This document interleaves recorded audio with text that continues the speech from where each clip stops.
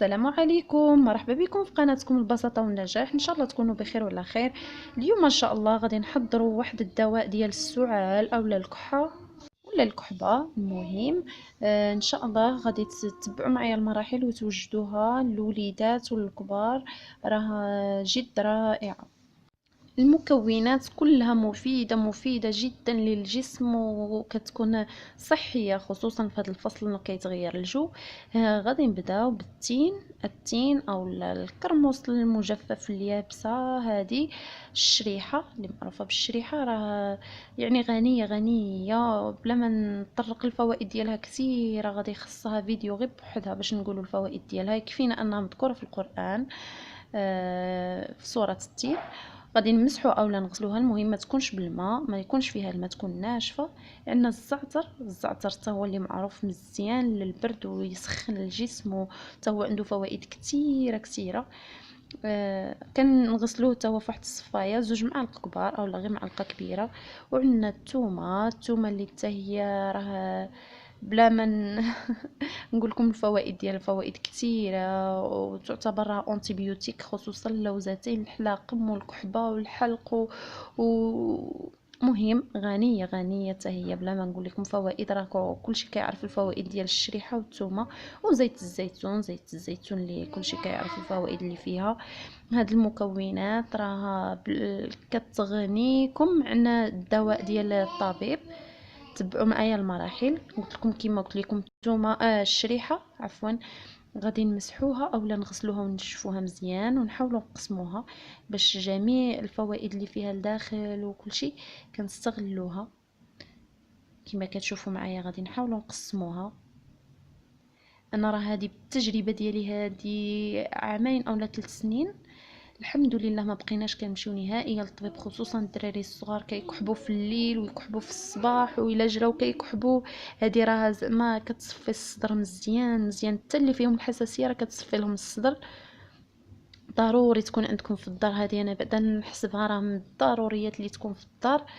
وإلا بدا فيكم البرد او الكحه او اي حاجه تشربوا واحد المعلقه في الصباح ومعلقه في وسط النهار ومعلقه في الليل، وغادي تجربوها وغادي تقولوا لي النتيجه ديالها. والحمد لله كاع اللي جربوها شكروها.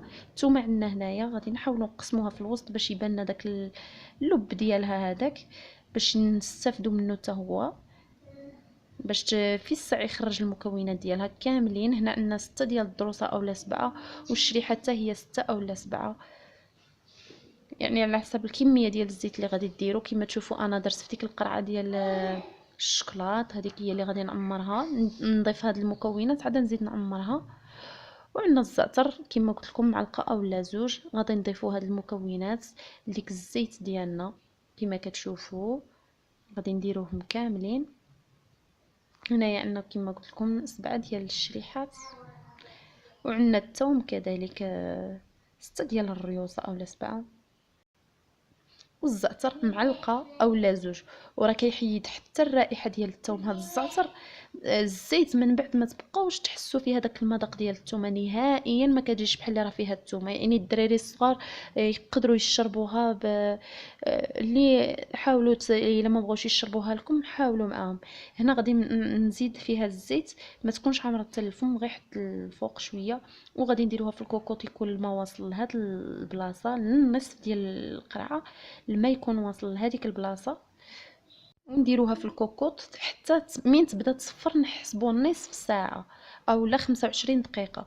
وهذا هو الشكل ديالها. من غادي نكون خرجتها ما تخافوش عليها نهائيا انها تطردق او لا شي حاجه. وغادي نحاولوا نصفيوها مزيان ونحاولوا انا كنديرها في هذه باش تجيني سهله نعمر في دوك القريعات. وكنعمروا في دوك القريعات ديال السيرو. غادي تحاولوا تمعسوا مزيان هذيك باش تخرجوا الزيت، الفوائد اللي كتكون في ديك الثومه وديك الشريحه. هذيك الزيت راه كتكون مركزه، يعني يكونوا فيها الفوائد كثيره اللي تكون وسطهم. غادي نمعسو مزيان كما كتشوفوا هكا، ونبقى نزيد نضيفو الماء.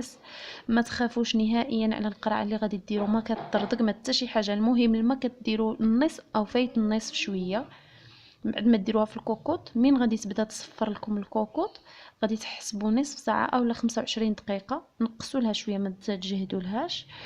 وخليوها من بعد، حلوا عليها وخليوها تبرد نهائيا، تتبرد مزيان مزيان، عاد بداو تصفيوها، حلوها وبداو تصفيوها. هنا طلق جميع الفوائد كيكونوا في ديك الزيت. هاد الزيت بقاو تعطيوها للوليدات، ومن الاحسن ديروها في دوك القريعات ديال السير. كما كتشوفوا درت لنا هاد الكميه، كميه كبيره. حاولوا ديروها في هاد القريعات، حيت هاد القريعات كيكونوا يحافظوا على ما تدخلش للزيت ديالنا الضوء، كيحافظوا عليها. وخص يكون ديما عندكم هذا السيرو، انا كنسميه السيرو. السيرو اللي هو طبيعي وفعال، فعال للسعال، فعال البنات، خصوصا الدراري الصغار، غير جربوا ما غاديش تندموا. ان شاء الله باذن الله، والشافي هو الله. من بعد الدعاء، وهذا الشيء ضروري نديروا الاسباب، والاسباب شحال ما كانت طبيعيه حسن. قهرنا وليداتنا بالدوايات، اللهم نوجدوا لهم. نبقاو تعطيوها لهم 3 ديال المرات اولا في النهار، شحال ما بغاوها لكم مزيان، حتى 4 ديال المرات. وما تخافوش عليها، راه ما كيضربش عليها البرد، يعني يعطيوها لهم ويمشيو يقراو، ما كاين حتى شي مشكل. هذاك العسل هو اللي كيضرب عليه البرد. ان شاء الله تكون وصلتكم الفكره وفهمتوا الطريقه، وبالشفاء لجميع المرضى ديالنا. شكرا على المتابعه، وشكرا لكم على الدعم ديالكم. اللي باقي ما مشاركش معنا يشارك معنا ويفعل الجرس باش يوصلوا جميع الفيديوهات. ان شاء الله باقي الكثير والكثير. الى اللقاء.